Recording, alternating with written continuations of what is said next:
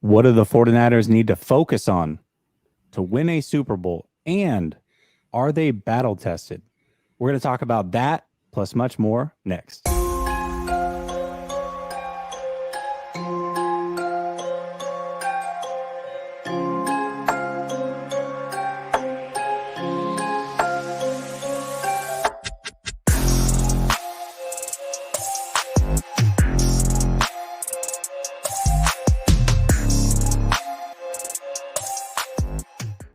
All right. Welcome back to Last Second Sports, where we are giving you our take down to the last second.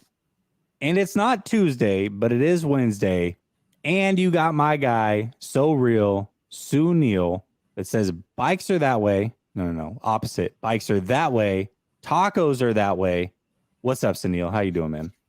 Doing fantastic, man. I'm in my hotel, so I don't know what the internet connection is going to be like. So if I flip out a little bit, I apologize in advance. Yeah, I mean, listen, Suneil is like Carmen Sandiego. He comes on this show from around the world.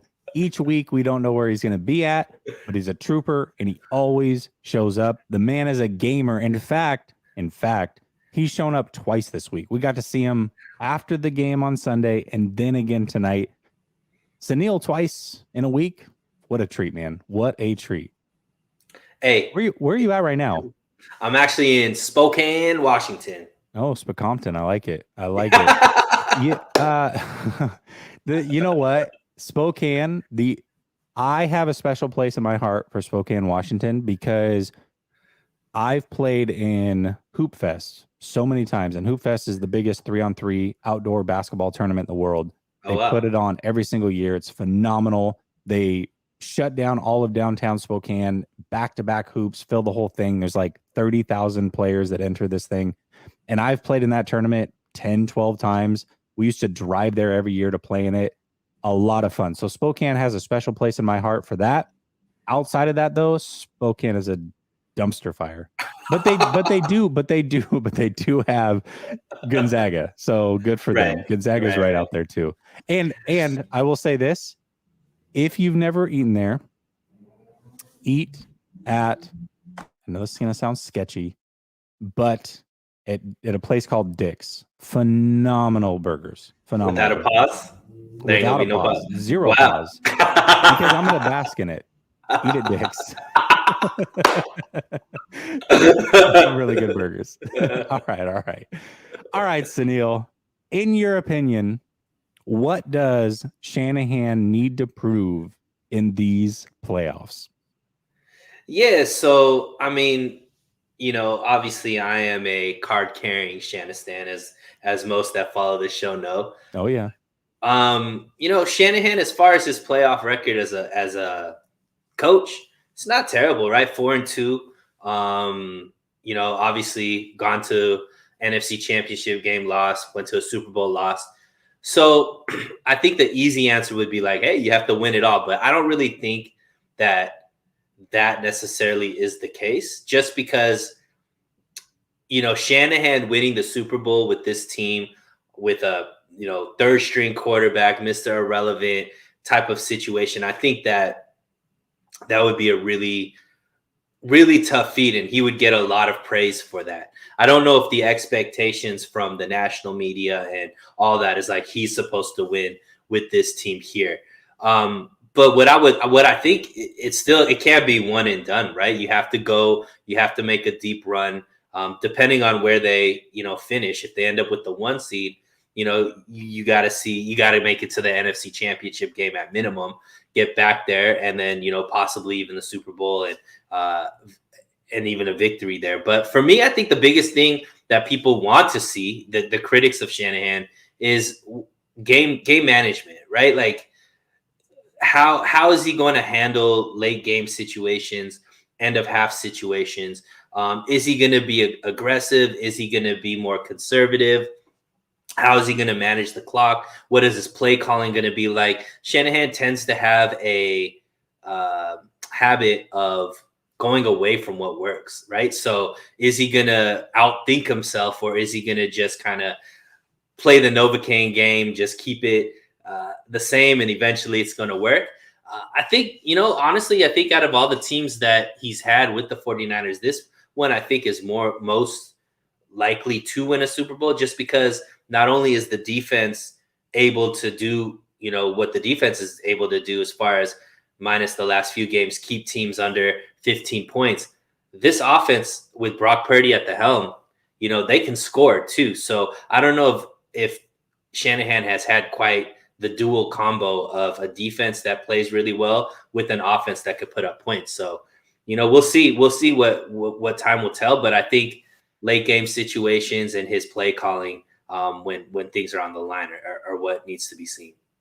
Yeah, I love both of those things, and I agree completely. I think the one thing that you touched on in the beginning is exactly it.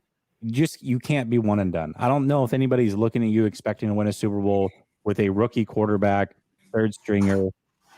I think we look at it and say, okay, we would like to. We think this team is prime. We think Brock Purdy is good enough. But outside looking in, nobody's putting that pressure on the 49ers. I wouldn't believe. So you can't be one and done, and you can't lose the same way that you've lost in the past. Meaning you can't get out to a 10-point lead and lose that. You can't do that again. Because can you imagine how much he will be just thrown under the bus if that happens again, regardless of how it happens or what the circumstances are? 10-point fourth quarter lead, they blow it, NFC Championship, Super Bowl situation. I mean, how many times can you let that happen? So if they lose, if they don't win a Super Bowl, it just can't be the same way that it's been in the past. I think those are the two things. So, but and most of that comes down to what you're talking about, which is stick to what you do best, game management, managing the clock properly, managing the game properly. Ultimately, that's how you lose those 10-point leads. And so really, what you're saying is you're getting down to the fine nitty gritty. I'm just saying on the surface, don't let it be a 10-point lead that you lose, because if you do, you can't. You Sure. cannot do it. You just can't. And you would think with the addition of CMC, straying away from the run shouldn't even be like a thought process, because that's a safety blanket there that is much better than any safety blanket he's ever had. So you would think that he would be able to stay consistent with that run and, not try to get too cute. Yeah, absolutely. Tinker just keeps it simple. He says he's going to win. He's going to win. There you go. Unless you win, then that's it. It doesn't matter. There's nothing there. Marcus says, showing your channel love as I did, Grant. Appreciate you. The vibe and what you represent is what makes this channel so great. I really appreciate that. Keep up the great work. By the way, we need a Jessie and Rad weekly show. Missed those from the summer. Here's the thing, Marcus. It's funny because when we started this channel, obviously that was the plan. We'd both go on together, and we've just gotten pulled in different directions. And so we've kept the content coming separately. I don't know if you know this, and a couple other people have brought up Rad's name. Very, very popular, as he should be. He's hilarious. But Rad and I have started a second channel, Last Second Sports 2, spelled out TWO. We've got 3 videos on there. We're going to drop 3 more this weekend. And what we're doing is we're getting together once a week for 30 minutes. We're covering 3 or 4 topics, and then we're chopping those videos up into 3 or 4 videos and just putting them out as like segments. So if you want to see Rad and I together, that's where you're going to see it. We decided to start the second channel where we talk all things NFL. We didn't want to add that onto this channel and kind of confuse things. People are here for 49ers and Lions content. We don't want to take away from that, but we also do love talking football in general. And so we are doing that on the second channel. So if you want to see Rad and I together, that's where you'll definitely want to do it for sure. I appreciate you showing love as well as Tinker. All right, let's get on to this second topic. What must the 49ers focus on if they want to win a ring? Yeah, so I mean, obviously, I think the 49ers have the ability to win a Super Bowl. For sure. I think there's a few things that are going to be key, right? And it's pretty basic. You got to win the turnover battle, and you have to stick with the run, right? The rushing attack has to work, and you have to win the turnover battle. And that doesn't mean that Brock Purdy has to play perfect, right? It just means that the defense has to do their job as far as continue to be a a defense that's opportunistic, right? Get forced fumbles, get some interceptions and things like that if there are mistakes by the offense, right? So it's pretty clear. Games that the 49ers win the turnover battle and are rushing for over 100 yards, they're probably, I don't know exactly the stats, but I would imagine there's not too many losses there, if any. So I think those are the two biggest things that the 49ers need to focus on. And the good thing about it is, regardless of how banged up the team is, regardless of, who's out, who's in, I think that those two things are still possible no matter who's out there playing for the 49ers. So as long as CMC is there, right? So to me, I think those are the biggest things that will lead this team to be able to beat anybody, is if they win the turnover battle and they're able to control time of possession and, how often the opposing team's offense is there through the rushing attack. I like that. I think all that is great. I got to say this real quick, Suneil. I appreciate the love that everybody's giving in the chat. You guys are way too kind, but man, like I'm used to like somebody in here hating me already. Like, where are those people at this week? Usually there's somebody in here that just like hates my guts, is so mad at me for whatever reason. They want to bring up Trey Lance and how much I'm an idiot. I'm waiting for those people to show up this week. I don't know where they're at. I mean, I love the love. You guys are all fantastic, but man, there's a few of them out there that just cannot stand me. I don't know where those guys are at this week. Maybe they finally gave up. I don't know. But I will say, for me, it's interesting because I feel like the 49ers have low-key lost the same way both times under Shanahan. And I talked about the 10-point lead, but really I was trying to break it down today. I'm trying to think, okay, what has happened in those playoff runs ultimately that is the reason that they lost? And yeah, Shanahan, there certainly some questionable play calling there, should have kept running the ball. Those things are debatable. You know what I can pinpoint in both the Rams and the Chiefs game that happened, Suneil? What's that? Their front four wore down. Mm-hmm. They stopped getting after the quarterback. In 2019, their defensive line wasn't as deep. It was more talented, but it wasn't as deep as it was in 2021. And they wore down in that Chiefs game. Then we thought last year, okay, it'll be different. They're super deep. They run 10 deep. They'll be fine. They'll be able to rotate people through. And it did it again. In the latter stages of that game, they stopped getting near Stafford. They couldn't get anywhere near Stafford. That's something that they have to rectify.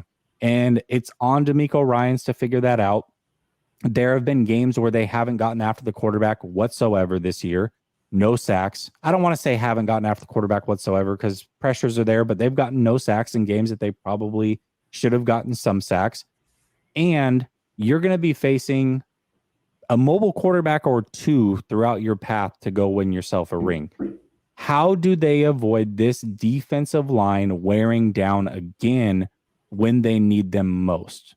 That's what concerns me. They're going to have to figure out a way around that. And I think D'Amico Ryans is going to have to dial up some blitzes, help those guys out, keep the rotation fresh, all those things. But for some reason, it has happened both in 2019 and in 2021. How do they avoid that again? That's what I would focus on. I think some of that, the offense can help them out. And what I mean by that is all of those games have been close, right? So if the 49ers could put pressure on opposing teams' offenses and, jump out to put a lead quickly, which I think this offense is capable of, I think that helps the defense actually be able to be more aggressive, right? Because now you're forcing a team to be more one-dimensional. I think two things to piggyback off of that. Yes, the defense does get tired, especially in the 2-minute drills, 4-minute drills, right? Where you're not able to sub as much as possible or later on in the game. But I think also the 49ers offense hasn't had the dual threat, right? Like they hadn't had a running game with a prolific passing game, or a passing game with a prolific running game, right? There's always both haven't been on at the same time. There's always been either the run's working and the pass isn't as great, or the pass is working and the run isn't as great. And I think with CMC, the addition of CMC, with Debo coming back, with the ascension of Ayuk, with Brock Purdy being more aggressive with the ball than Jimmy G. I think now there's that dual option, and we saw that in a game like the Raiders, which could have easily been a loss by other 49er teams, just because they weren't like, if the defense isn't playing well, there really isn't a way for the 49ers to win. And that has been like the case previous years. That wasn't the case last week, which was the most, I think, to me, the most exciting thing is that, there was that one game in 2019, the Saints game, where you were like, that game made you feel confident that, okay, this team could be a Super Bowl winner, because the defense wasn't playing well, and Jimmy was able to get some drives together to outscore an opposing team. And when you're thinking about the AFC teams, I know you're looking at Buffalo and Kansas City. That's potentially what the game's going to be, is can you put up enough points to beat this team? And we saw that Brock Purdy and this offense was able to do that last week. So I think that's a different factor that hasn't been there in the past, which can help out the defense because they don't have to play as perfect as they had to in previous years. Yeah, absolutely. And to your point, both of those games, I want to say Kansas City had the ball 33 minutes and the Rams had it 35. Somebody can fact check me on that, but that's what I think I remember the numbers being. So, yeah, I mean, the 49ers are a ball control offense. Maybe their defense wore down because they couldn't control the ball. Yeah, I mean, it could be that simple. I agree. So, I think D'Amico, like I said, has to figure out a way to get some blitzes and help that defensive line out. And then to your point, Kyle Shanahan on the offensive side has to figure out how to at least make it a 50-50 when it comes to timeshare. Don't put your defense on the field for 33, 35 minutes in big games. They will get worn down. So very, very good point by you. And another thing, sorry, before you jump through, another thing was defenses in the past with the 49ers were very undisciplined, right? So the drives were being extended by timely penalties, right? So if they can cut down on those penalties, because even those defenses that were struggling to create pressure or get the sacks and stuff, they were able to get off the field if it wasn't for a penalty in the secondary or a false start or jumping off sides or a hold or something like that. So those are things that I think can play out, be more disciplined. And last week, unfortunately, the defense did make a lot of timely penalties that extended plays, which kept the Raiders in it. So those are things that I think they need to focus on. Yeah, for sure. Vlad the Impaler has a good comment. He says, they should have signed Sue like I wanted. Sue works well against the run, has actually gotten good pressure. That's the thing. I think a lot of us wanted Sue. I agree with you. The problem is Sue actually came out and said that it was down to the 49ers and Philadelphia. The 49ers were in the running. They wanted him as well. He chose Philadelphia. And when Jimmy Garoppolo got injured, he actually tweeted out that he either tweeted out or he said it. I can't remember in an interview, but it was definitely said by him that he chose the right destination. So we'll see if he has to eat those words, because the 49ers and Philly might be on a collision course.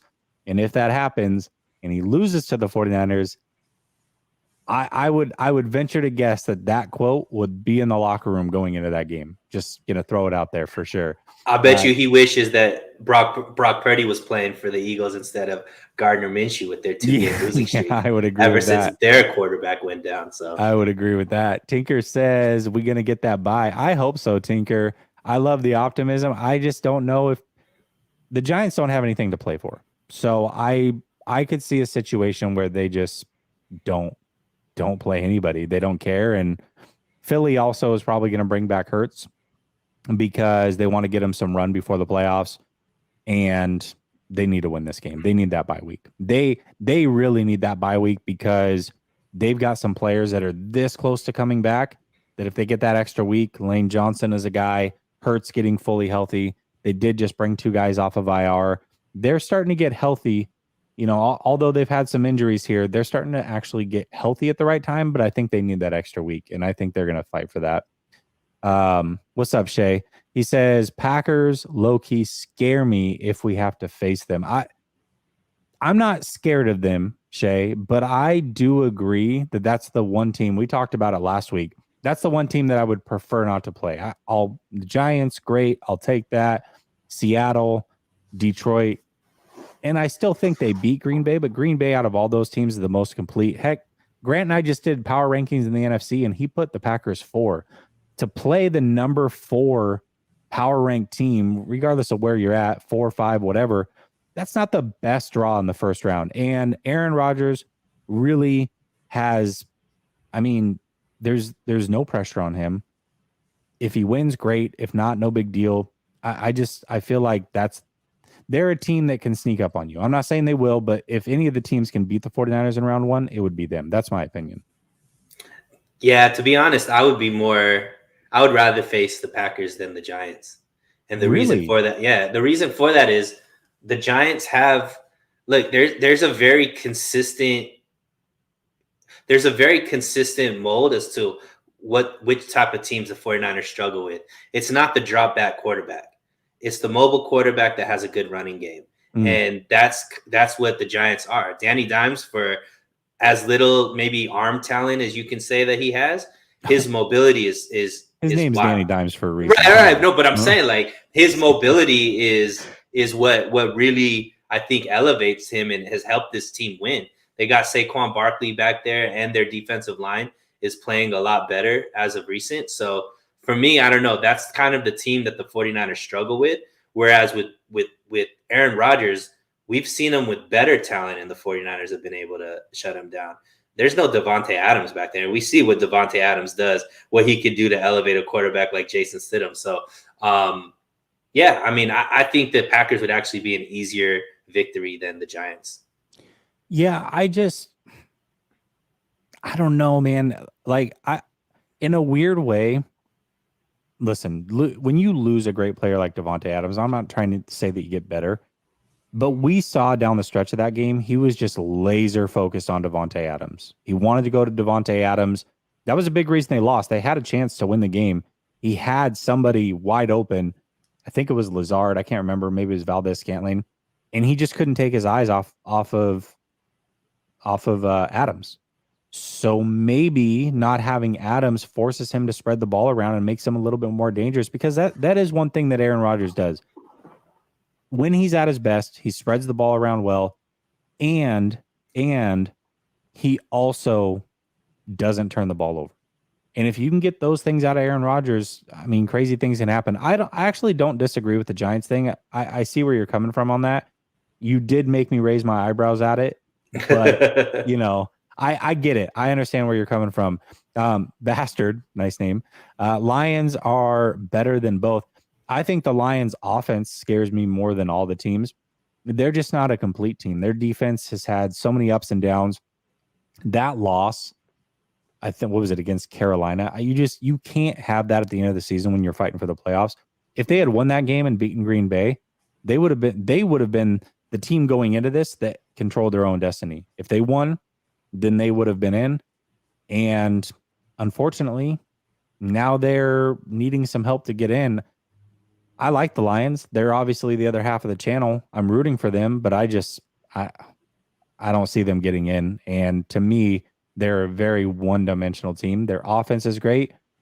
Defense, not so much. So that's where I'm at with Detroit. But, you know, I could see why they would cause us problems as well. I also don't trust Goff when push comes to shove. What's up, Niner Game Wolfcast? He says, Jesse, please don't jinx us.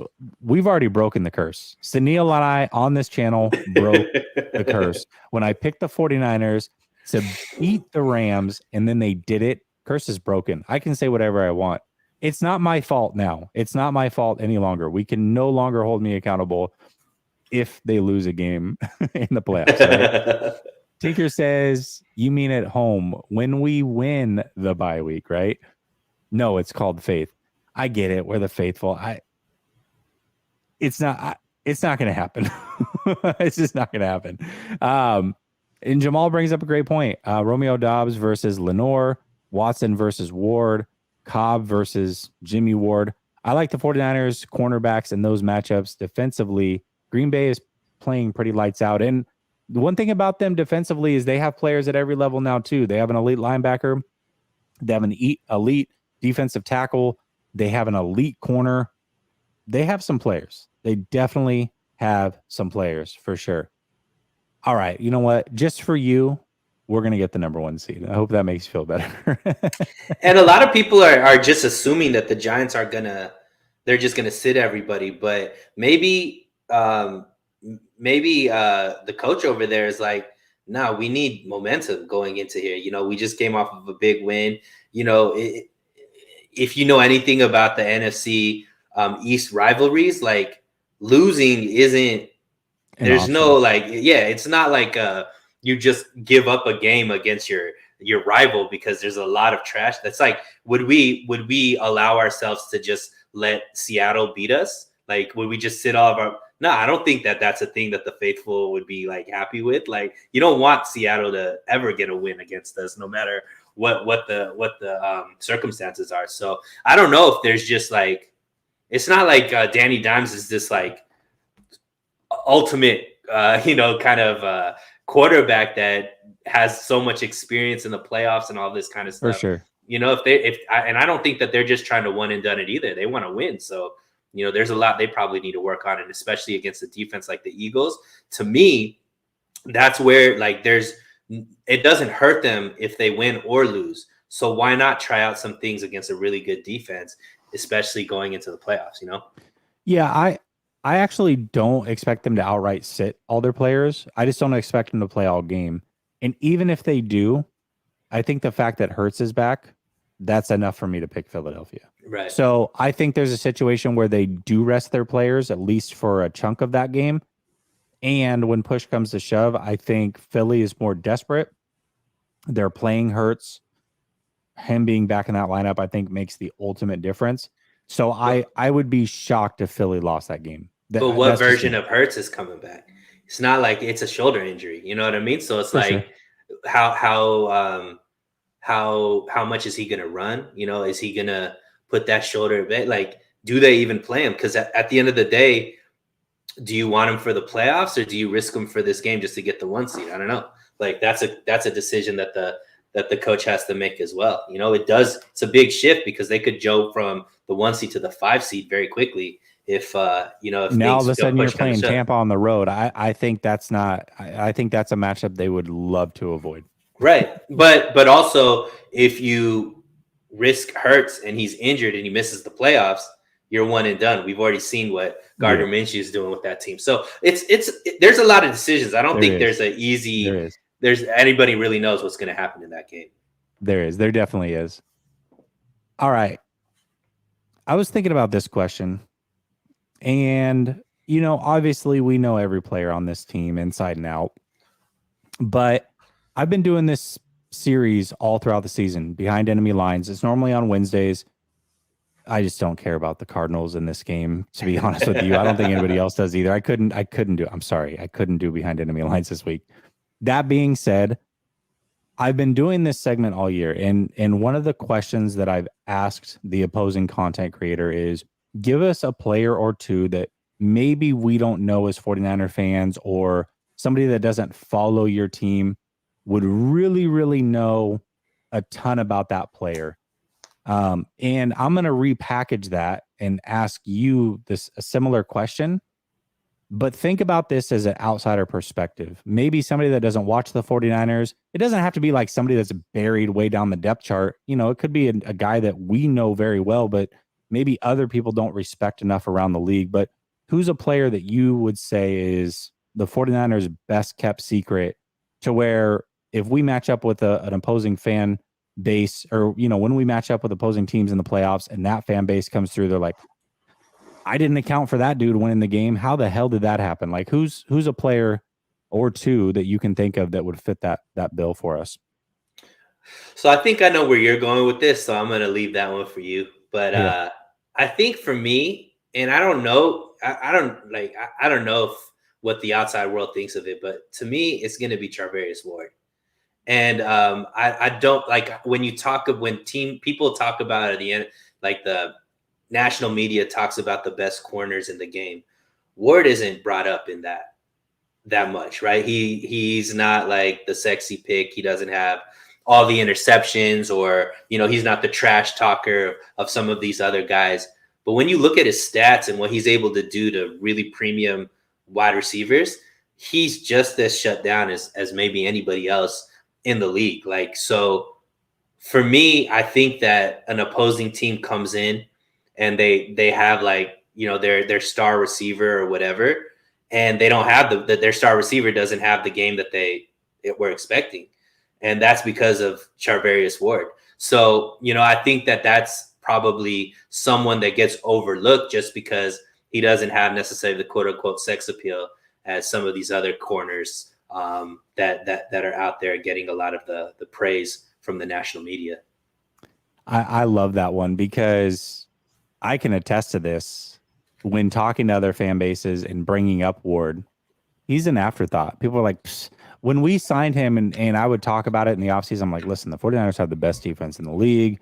They're like, yeah, but you're secondary. It's always, yeah, but you're secondary. I'm like, you guys are sleeping on the Charvarius Ward signing. This kid's he came from Kansas City. They got rid of him for a reason. Everybody looked at him as an afterthought, and he's been nothing but phenomenal. And I got to imagine, again, when your name isn't mentioned a ton in the game, as a corner, we know that means you're playing really well. Well, when other people are watching you, they're looking at that and saying, I don't know who this guy is. Like, is he really that good? I haven't heard a lot about him. Charvarius Ward definitely fits that mold. I love that. I think that's a really, really good choice by you, 100%.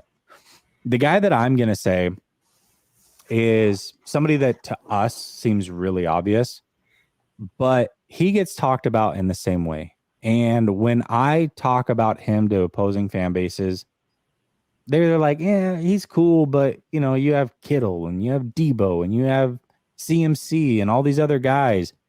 And in fact, other fan bases talk crap about him. The Miami Dolphins haven't stopped talking about him. Their fan base has gone in on this player ever since they played. Oh, he didn't do anything. He's not even that good. He talks too much. All those things.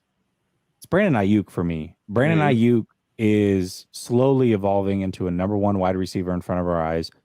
I think most people know him, so he may not fit the bill from that mold, but the people that know him don't respect him, not the way that we do. We as 49er fans see him game in and game out. We see the nuances, the route running, the catch radius, the leadership, all those things. But outside teams don't see that. Outside fan bases don't see that. And he's the talker for us as well. When he has interviews, he's low-key the one that's talking some ish now for the 49ers. There was an interview he did a couple weeks ago, and somebody had asked him about the Dallas Cowboys, and he's like, nah, we know what they're about. Like, basically called them soft. I love Brandon Ayuk. I love everything he stands for. The leadership, like I said, catch radius, route running, everything. To me, that guy is Brandon Ayuk. But I love the Charvarius Ward one. I absolutely love it. I think that was a good one. Really good one. Yeah, and I mean, thank you. And Brandon Ayuk, look, he's low-key putting together a pretty fire season, right? He's, 40-something yards away from 1,000. He has 8 touchdowns. Like, he's averaging about 60 yards per game and half a touchdown. So, if he goes out and does what he's continued to do, he'll be, one of those 1,000-yard receivers, 8 or 9 touchdowns, which is, a really, really good season for a guy that's your number 2, right? Or maybe even number 3 option, possibly even number 4, right? Like, based off of going into the season, or now with CMC on there. So, yeah, I mean, look, there's talk down the line. I know some of us are seeing the writing on the wall where Brandon Ayuk might make Debo tradable, in a few years. So that's obviously a big deal, So absolutely, Brandon Ayuk is a gem. Another guy, now that I'm thinking about it, another guy that fits that mold would be Dre Greenlaw. Obviously, we know Dre Greenlaw, but when people look at this linebacking core, they look at like Fred Warner, right? Everybody knows Fred Warner. Dre Greenlaw is another one of those guys that not a lot of people talk about probably across the league, but he might be playing better than Fred Warner this year. I think Dre Greenlaw definitely fits that bill as well. And to piggyback, and this is somebody, once again, high draft pick, somebody that we know does a lot, but maybe the national media and other fans do, Ark Armstead. Yeah. Man, Armstead's ability to take on two and free up, Bosa and, be one of those stoppers in the run game. He's somebody who doesn't get a lot of stats, but when you break down film and if you're in the know, a lot of the success that the 49ers have is because of what Armstead's doing in the trenches. And that's a guy that I think like a Vita Vea, people like that are the team knows how important they are, but maybe the fans don't understand it as much. I think Armstead fits that mold as well. Yeah, I agree with that. Tinker says, I know everything about everyone's team, but it's Lenore. I think Lenore is probably, if we're going the route of, hey, nobody probably knows this kid, and he's certainly made a difference. I know that, like, as a fan base right now, we're looking at it like, oh, Lenore's the problem in the secondary. A lot of people are saying that. But he's also a big reason why they've been able to stay afloat. Really, if you look at it, I mean, he wasn't supposed to start on the outside. He was supposed to be the nickel corner. And now he's forced to play outside, which is not his primary position. He was the fourth option to do so, maybe even lower down the totem pole when the season started. And he's holding his own. I mean, it's not perfect. I get it. There's times he may get picked on in the playoffs. We'll see how that goes. But Lenore's snap in and snap out is actually not playing as bad as what I think most people assume that he's playing. That's just my opinion. Okay, let's see. Yeah, I mean, I get it. Ayuk drops the ball as well. He's got to fix that, which is crazy because I feel like it's a concentration thing because he's got big hands, and whenever there's a tough catch to be made, a high catch, he's good. He's money.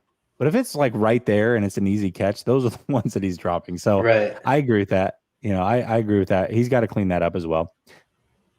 All right. Both of these players should be back for the playoffs. In fact, Mitchell did start practicing, which is great. So things are looking good there.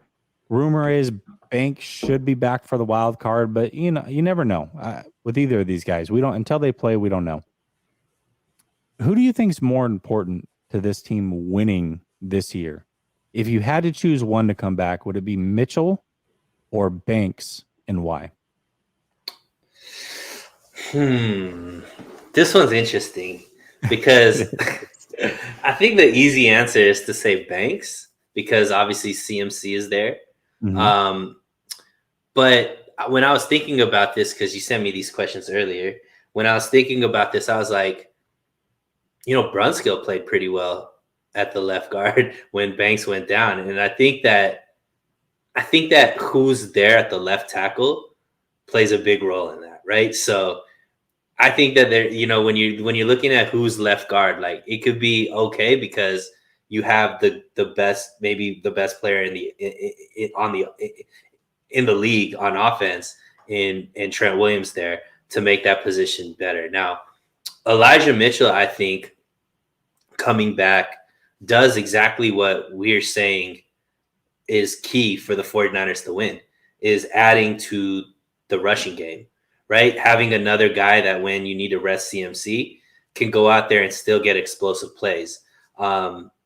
So I think that when I'm looking at who actually leads to this team winning more, I think that at the end of the day, it's going to come down to, can this 49ers rushing attack be effective week after week after week? And we saw Elijah Mitchell, even when CMC was there, he was having the bigger games as far as rushing. So I think because I'm banking that the turnover game needs to be won and the rushing attack needs to be won, I'm going to go with Elijah Mitchell because I think that he can add another level to this rushing attack whenever CMC needs to rest. Tinker wanted to clarify. He does not agree with my sentiments. He's saying that 38 is poop. So just so we know where Tinker stands, that's where he stands.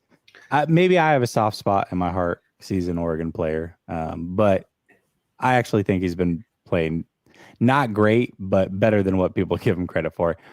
I love that you took the harder one because I think it's harder to sell the Mitchell.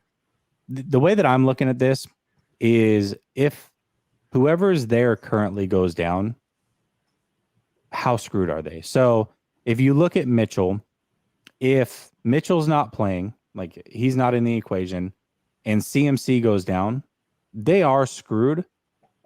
But I trust Jordan Mason more than I do Brunskill's backup. Right. So if Banks isn't there and Brunskill goes down, well, like who's that gonna be? Right. Jalen Moore, baby. Who? Moore, baby. Yeah. Let's calm down a little bit.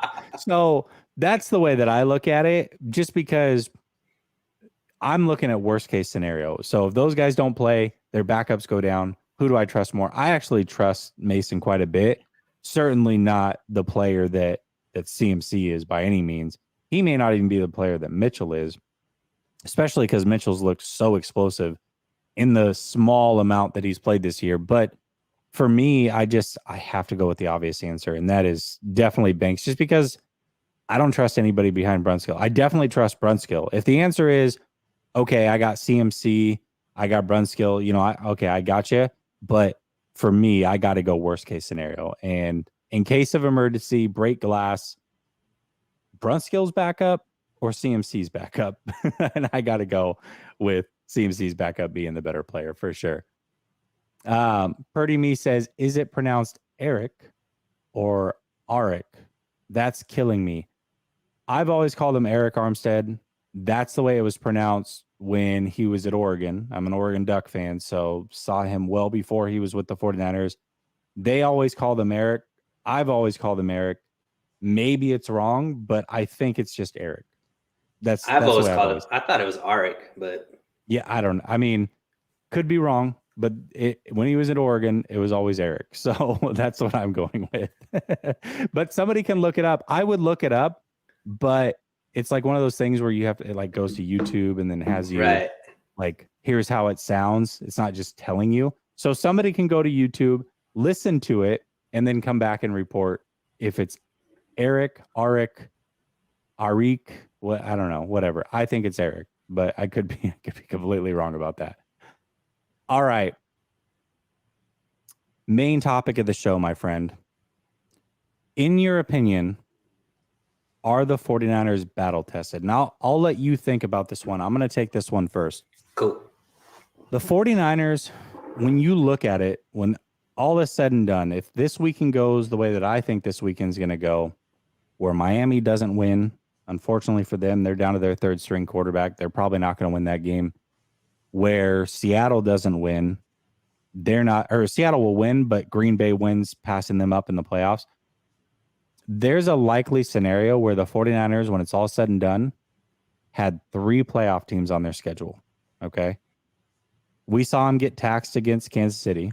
The other 2 they beat. Tampa Bay, which depleted Tampa Bay team, they limped in. They barely got it. They got in because of the division they're in. And the Chargers, who were a shell of themselves when we played them. The 49ers, from a schedule standpoint, I don't believe have been battle tested. However, I do think overall they have been battle tested from the standpoint that they've gone through a ton of adversity. This is a team that started out piss poor. They lost their quarterback in week 2. They went to Jimmy, who they were very, very confident in. Jimmy played well right out the gate.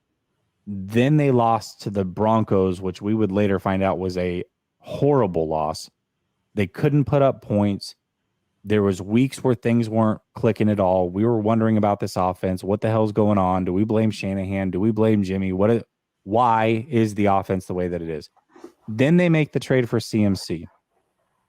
As soon as they get CMC integrated into the offense, Debo goes down.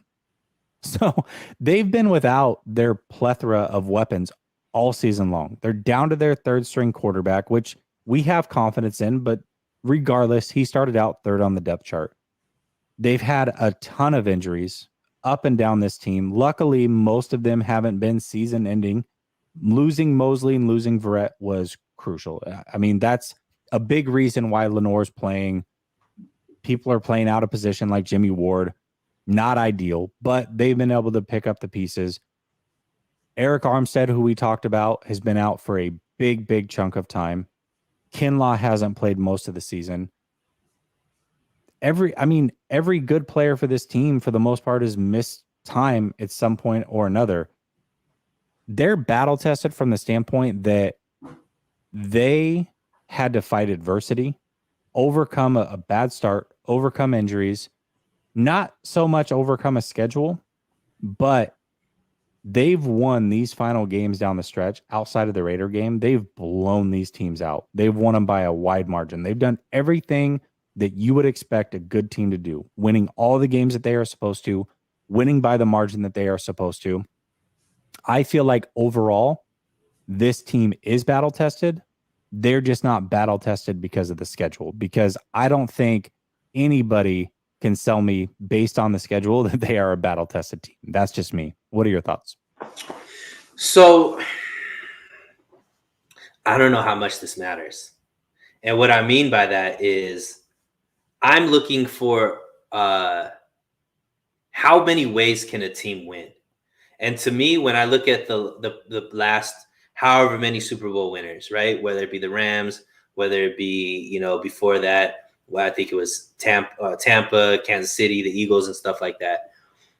The teams that were able to win in multiple ways are the teams that ended up winning the Super Bowl, right? And when I look at the 49ers, I'm seeing a team that has won in multiple ways. You talked about all the injuries that went down, right? You lose your second best corner for the season. The defense actually got better once that happened as far as rankings and stats and all that kind of stuff. You lose your starting quarterback. The team actually starts playing a little bit better, right? You lose your backup quarterback in Jimmy G. The team actually elevates even more and starts scoring even more. We've seen games where Kittle had the biggest game. We've seen games where Ayuk had the biggest game. We've seen games where CMC had the biggest game. We've seen where Talanoa Hufanga was the star of the defense. We've seen where Bosa was the star of the defense. We've seen where Warner's the star. So I'm looking at a team that has shown me throughout the season that they will always find a way to win, and it doesn't have to be the same people that need to step up for that team to win. And for me, that's more important than the quality of teams that you've played and all that. Because at the end of the day, it's one game against the team, and it's going to be who has the most confidence at that. I look at our roster, and there's no roster that I look at and says they have hands down a better roster than us. So to me, we have just as much talent as any other team. Now we have a team that's talented, that's confident, and that has shown us that they can win in a multitude of ways. To me, that's more important than if they just played a whole bunch of playoff teams and were able to, win with that. I would much rather have this end up being a 10-game winning streak or whatever it is, with all the confidence showing you could win in a multitude of ways. To me, that team is on fire, confident enough to beat anybody, no matter if the level of talent that they're playing is going to be higher now. Yeah, and I would say too that really, if that Raiders game doesn't happen, they may not have been battle tested in a situation where a game is coming down to the wire and you need to make plays and go win a game. They had to do that, right? And not only did their offense do it in regulation. Now, Robbie Gould unfortunately missed the kick, but their offense had to go down the field and score points at the end. They did that. They couldn't punch it in because Robbie Gould missed it. But then their defense in overtime had to hold and stop the team from scoring points, and they did that. The Raiders may not be the best team. They're not going to make the playoffs, but offensively, they have weapons. And in that game, they were playing out of their mind. So I think that game actually goes a long way in helping them as well. I agree. I mean, I think, again, if you look at the schedule, maybe not so much, but if you look at the circumstances and the way things have played out, I definitely think that they are. Definitely think they are. Maybe not as much as some other teams, maybe not as much as I would like them to be, but overall, I think they're going to be just fine when they get into some of those tough situations for sure. And somebody brings up a point. It was, well, first of all, Dan says there's a clip of Armstead saying his name, and he says Eric, not Arik or Arik. Okay, perfect. I would think he knows how to say his own name. So there we go. It's Eric. Jan says Purdy not battle tested. Question mark. 4-year starter at Iowa State, not battle tested. Did I say he wasn't battle tested? I don't think I said that. I think I said that because the team had to go to their third string quarterback, that they were battle tested. Maybe you're talking to somebody in the chat. I don't know. I don't think either of us said he wasn't battle tested. He's not NFL battle tested. He's not playoff battle tested. But one thing that I've said about Purdy that I have zero concerns about is his mentality. His mentals is one of the things that I love the most about him coming out of college. I love his mentality, and there is nothing that is going to happen to sway his confidence in himself. I can promise you that. Brock Purdy has confidence in himself, and he will remain confident regardless of what's going on. Purdy Me says, if Trey beats the Bears, we're in first place. Yeah, I mean, or if Jimmy doesn't walk out of the back of the end zone and have a pick 8, they could win that game too. If they beat the Falcons, I mean, those are 3 teams that they shouldn't have lost to. 4 of their losses, Kansas City, I get, especially with all the injuries and just the way that played out, but they shouldn't have lost any of those games. So if it makes you feel better to put it on Trey Lance and blame him, then by all means, brother, go ahead. There's one more here. King Lance for life says, huge Lance fan, but he really didn't show us anything to get excited about. Team, coaches, etc. Never seemed truly excited about him. Loss to the Bears was terrible and ended up really costing us seeding. Well, there's 2 of you now. Again, there's multiple games that they lost. That wasn't the only one. Yes, that loss sucked, especially because going into the season, we expected to win that game. Once you get weird weather, though, I mean, you had, by the way, low key though, that game ended up being really good for the 49ers long term, because if you remember, Dre Greenlaw played really bad that game. And then he signed his extension after that game. I want to know how much that played into the amount of money he got, because he's been on fire ever since that game. If they got him for even just a little bit cheaper because of that game and the mistakes he made, it was well worth it, because long term, he is an absolute stud for the 49ers. I love Dre Greenlaw, and that game was not his best. In fact, he was the reason that drive was extended, and then there was the busted coverage on the back end to play later. A couple plays later, remember, the drive was extended by Greenlaw with the penalty. Then Gibson had an interception thrown in his chest that he dropped, and then it was the Pettis broken play, and then that's what changed the whole game. So if you want to blame Lance, blame Lance. If you want to overlook the Falcons and the Broncos loss, you can do that. Like I said, whatever floats your boat. But any one of those games, certainly, they would be the number 1 seed right now. Look, I think this is dumb to even talk about it, because if this is where I think is like insane for people to be like, well, if we won this game, look, if we weren't struggling the way that we're struggling, if we were just rolling through guys and winning and everything looked good, we're not trading for CMC. And that CMC trade is why the team looks the way that they look right now. Mm-hmm. Let's not forget that since CMC has been integrated in this offense, we haven't lost. So you could put Lance, you could put Jimmy, you could put Purdy. I know I get killed for it. Whomever's playing quarterback, at least as long as CMC is in the backfield, this offense looks good. So for me, like, everything happened the way that it needed to, because now we have CMC under contract for the next 3 years, which now all of a sudden that window that last offseason people were saying is closed after this year or whatever it is, has just gotten extended quite far. So miss me with all of this. Oh, we could be the 1 seed. If we didn't trade for CMC, we might not even be playoff bound right now. So let's just be honest about where we were before that CMC trade happened. Yeah, no, that's a very, very good point. Especially, could you imagine if they didn't have CMC and then they lost Debo? Yeah. Things wouldn't be great, probably. Or what Jimmy G would look like without CMC. Let's be honest. That 4-game 0 interception thing wouldn't happen if CMC wasn't in his backfield. For sure. Absolutely. 2.0 says, it is interesting that Kittle always brings up Purdy's college experience when asked about him. I think the locker room values experience a lot. Yeah, I agree with you. I think just any experience is good. I mean, even if it's been quote unquote bad experiences, if you know how to overcome those, certainly. I think that's the one thing that we talk about, Lance. Like he just doesn't have the experience, right? So I agree. I think the team values it. I think players that are playing value it. Like once they know they have it, they're gonna value it. So for sure, I think I think they should value it. Cryptic says, I feel this team reversed the curses or reverse courses rather. Defense was carrying the offense at the beginning of the season, and it feels the last few weeks the offense is carrying the defense. I'm curious what 49ers team we get in the playoffs. That's actually a really good call out.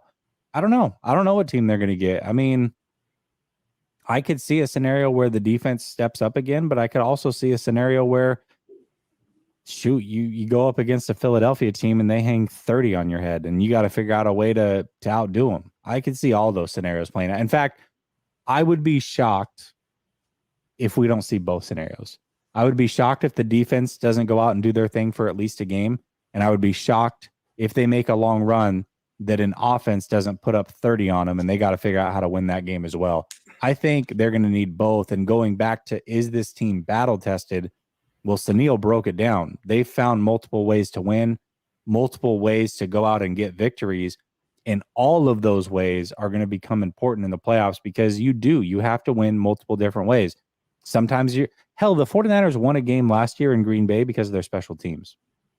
So you're going to have to figure out different ways to win. And the 49ers certainly have figured that out. No doubt about that. I think it's a great question, though. I'm curious to see as well. Definitely curious to see. All right, Suneil, listen, I know you literally landed, went straight to your hotel room. You're probably hungry. Go to Dick's, get a burger. Thank me later.